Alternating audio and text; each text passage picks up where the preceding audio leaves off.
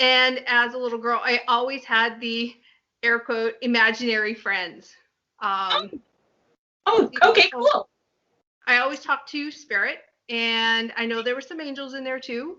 But I've always had the conversations, always had the playmates, even when I was alone. Um, my parents didn't really understand what was going on. And when I became a teenager, they had me put into the hospital for a while under supervision and medicated because I thought I was had that mental illness. Wow. Which, I took the medications and stuff, but I wasn't comfortable with it. And it made me even more depressed and empty. So off the medications, I come and my intuitiveness and my connection to spirit has come back. So I know, and I see those imaginary friends again. Just different ones now, more grown-up ones. More context, right? And for other people, not just for yourself. It's interesting that was how you were introduced to the spirit realm, was what you deemed imaginary friends. And a lot of times when we're growing up and we're developing our sense of intuition about ourselves and others, we oftentimes are told by society or those closest to us or a particular religion that doesn't exist, or that's not possible, or we don't talk about those things in this family, that kind of thing. And even up into the point of actually being put in the hospital like you were. And that can really rattle us. That can really rattle our cage. That can really cause a lot of self-doubt, a lot of work that we then have to unravel later. How would you say that you accomplished the journey thus far to where you are now? Do you contribute that to any one individual in your life, or perhaps there was someone you looked up to? How did you finally embrace that for the full realm that you do now, that you actually offer, crystal lotus healings type of work? Well, that happened, I can honestly tell you, on December 23rd, 2006. Wow, a definitive date. Yeah. I went in to have my nails done at a nail salon. And I just gotten off the phone with my mom. And I walked into the salon and there was a lady sitting there. And she was, just a very beautiful spirit lady. Came up to me and said, "I think you need a hug." And she gave me a hug. And she gave me her phone number. She goes, "You might need this later."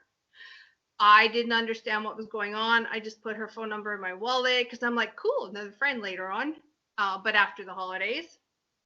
And just around after midnight, I got a phone call that my mom had passed away. So that was like I flew back to my hometown, did what I needed to do. I came back to BC and, came back home, and I called the lady on the phone who said I needed a hug. And I found out that she was a psychic medium and worked with crystals and, a whole bunch of other things. And she says, I've been told that I have an incredible journey for you. So let's get started. And she started me open so many doors, and because of her, many more doors are opening up. So I'm just like totally grateful for her. She's always special in my heart. So you're lucky enough to still have her in your life, I take it. I do, yes. She lives here. I think she's somewhere on Salt Spring Island right now, and we do communicate back and forth sometimes. So that's lovely. I mean, I do have a question for you. Do you think, and I'm going to assume, was it your mom that led the charge in putting you into the hospital when you had your imaginary friends? Yes. Okay. So that evening that she passed, that serendipitous type of event where this lady had given you the card to basically say, "Hi, I'm here to help you cross that bridge into yourself." Do you believe that your mom's passing that night was like a release of that old energy? I do. I honestly believe with my whole heart, this is something passed from my mom as well. Like, it's generational. Her and I would pick up the phone and there would be no dial tone. You'd be like, "Hello?" And you'd hear her voice on the other side. Or I'm like, "Oh, I got to pick up I got to call my mom." And I pick up the phone and I hear this, "Hello?" So before she passed, this would happen a lot. And, she just knew things all the time.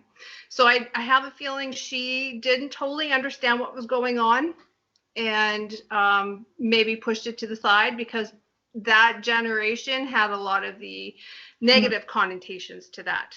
So growing up, it was a tough call for my parents to admit that maybe this could be, because they didn't understand what was going on. So in that journey of that understanding, do you believe that you have forgiven them completely? Yes. Good. Yeah. Because that's important. I think sometimes that's our first step in accepting who we are. If, where somebody has, shall we say, put us in the proverbial box. So in the course of taking ourselves out of that box in order to even let ourselves explore, sometimes it's an understanding of why we were put there in the first place. And then, of course, forgiveness, right? Yeah.